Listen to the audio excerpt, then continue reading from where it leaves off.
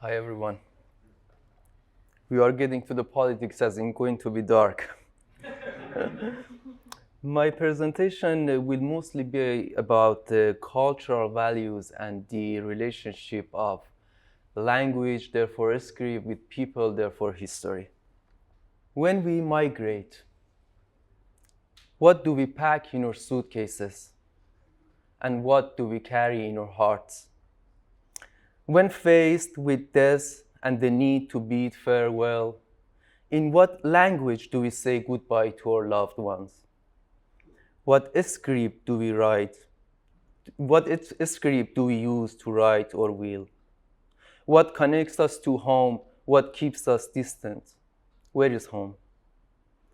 Nearly half a century has passed since the first wave of Iranian immigrants arrived in the United States. And now, the third generation of these immigrants has become American while still preserving their roots, ancestors, and heritage. This is the fundamental quality and essence of America. Everyone becomes a part of it somehow, even if they're not. Usually, but not always, this feeling of alienation, or better put, difference, becomes less pronounced in the subsequent generation until it fades away completely and assumes a different nature. However, the burden of integration or its absence falls primarily on a first generation, the generation that is not fully proficient in a foreign language, lacks the necessary tools to prosper in a new environment, and strive to rebuild their home and businesses in a foreign but partly familiar setting, similar to their homeland. Where is the homeland? The second home never becomes exactly like the motherland, or at least not as our mind imagine to strive to preserve, preventing its erasure. When I think of home, I envision quiet alleyways with the gentle sunlight illuminating the brick wall, creating a colorful atmosphere. I find kind-hearted friends and the faces of people shining under the sunlight as if the leaves dance along with them. But how real is this image? Climate, language, tradition, and many other factors influence the formation of people's habit, and their repetition and reconstruction are impossible. Buildings do not migrate. Plant species never do. Hills and desert do not migrate either. But the essence migrate. Body, memories, language, and script all migrate. And for so many Iranians in Los Angeles, they find a new home, a newer version of what they had before. The first generation of immigrants carries the language and script in their hearts and relies on these two elements to rebuild what they had, seeking assistance from them. We are carriers of language, and we perceive and remember the world through the name we recall and sometimes forget. Names imply language, and script embodies a visual manifestation of what has been polished in the memories of generation, reminding us of home. A script is a reflection of culture and heritage, an integral part of any community's identity. Through it, we have repeatedly reconstructed our national identity over the centuries and have remained Iranian in that particular geographic point.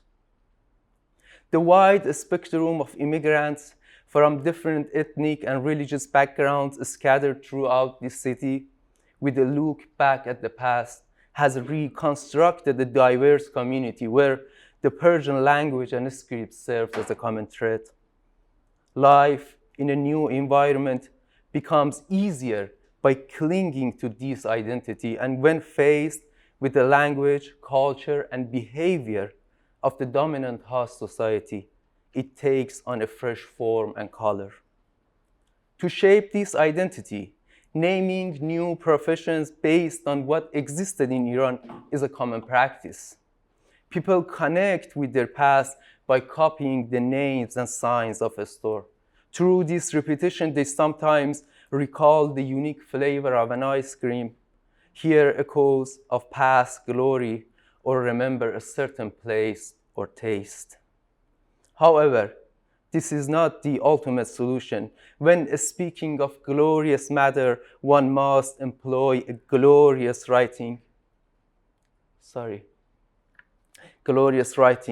and glorious language and highlight this glory in writing. It is at this point that Nastaliq takes the lead and demonstrates its usage from restaurant sign to the medical center. Without a doubt, being Persian without Nastaliq lacks something. However, it is not always that easy. The mind of those who migrate remain rooted in a history and city they come from. I'm not talking about technology and visual communication. I'm talking about 50 years ago, a time of distance and lack of connection. The first generation has used everything they had to reconstruct this identity, but undoubtedly, the lack of resources, skilled workforce, and other factors have made the path difficult and challenging. These written assets were limited to a few typefaces, stencils, and perhaps some familiarity with calligraphy, and they have been highly effective in shaping a unique accent. Among them, the majority of contribution undoubtedly comes from the titr and zar typefaces used for various professions and in various sizes. They used what they had. They may be cramped in a limited space, and at the other moment, they are elongated.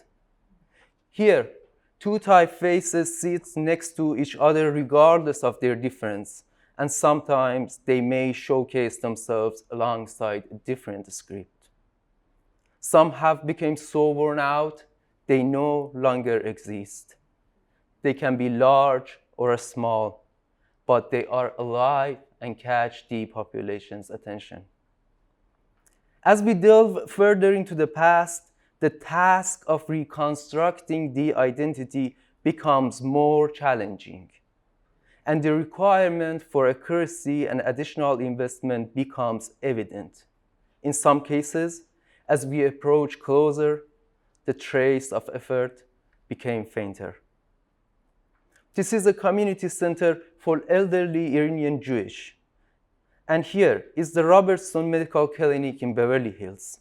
And here is a church in Santa Monica. Someone sells orthopedic shoes and another sells land and houses. These are the basic need of immigrant community: medical services, barbershop, religious centers, publishing houses, restaurant, supermarkets, and a center for collecting the oral history of Iranian immigrants. Iranian Jewish were among the first group of these immigrants, and they have engaged in wide range of professions according to the needs of that era.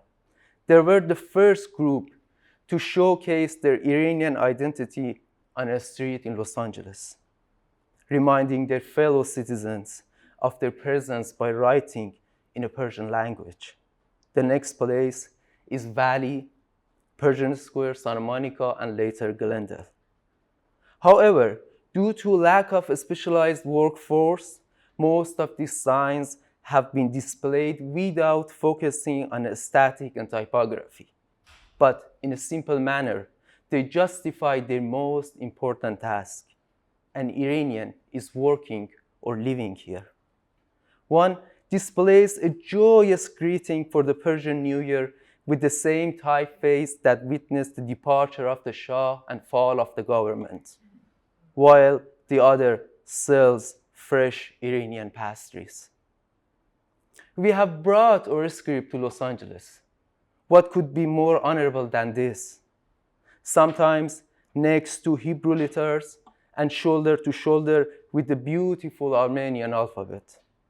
Iranian Armenians, have played a significant role in Farsi lettering, and now, in a different way, they carry this cultural responsibility here in California.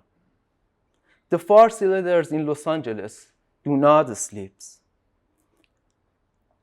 The bright lights of neon signs emphasize the existence of this community at night and pass on its cultural mission to the next generation. We are the children of this script and language, and we carry your name through it. Thank you.